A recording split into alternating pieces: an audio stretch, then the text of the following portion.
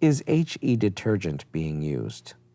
The use of non-HE detergent can cause a film or suds residue to be left in the washer, which can result in odor, mold, and/or mildew.